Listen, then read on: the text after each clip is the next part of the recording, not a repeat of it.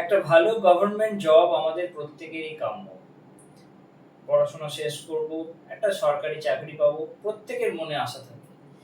কিন্তু সেটা কি হয়? হয় না তো। আমরা আমাদের চারপাশে এরকম অনেক মানুষকে দেখতে পাই, তাদের একাডেমিক লাইফ খুব একটা ভালো যায়নি। অথচ এখন সে গভর্নমেন্ট এমপ্লয়ি। সুতরাং শুধুমাত্র মেধা বা স্কিল কিন্তু গভর্নমেন্ট জব পাওয়ার ক্ষেত্রে যথেষ্ট নয়। সেই ব্যক্তির হরোস্কোপে ৩টি প্ল্যানেট, সেটা হচ্ছে সান, মার্স অ্যান্ড জুপিটার, রবি, মঙ্গল এবং বৃহস্পতি, এই ৩টি প্ল্যানেটকে যথাযথ বলবান হতে হবে।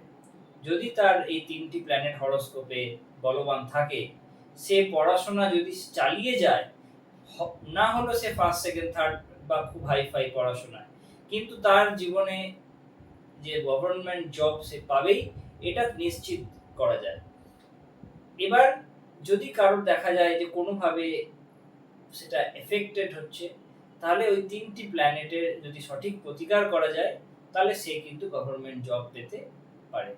এবং আরেকটা জিনিস দেখার, সেটা হচ্ছে তার চাকরি পাওয়ার সময় গ্রহের দশা এবং অন্তর্দশা। যদি সে যে সময় চাকরি চেষ্টা করছে সেই সময় যদি ভালো গ্রহের দশা পায়, তাহলেও কিন্তু সে গভর্নমেন্ট জব পেতে পারে। সুতরাং আমরা আমাদের প্রত্যেকেই স্কিল বা মেধা এবং চেষ্টা ৩টে কাজে লাগিয়ে, তার সাথে একজন অভিজ্ঞ জ্যোতিষীর পরামর্শ নিয়ে আমরা আমাদের জীবন চালাবো। নমস্কার।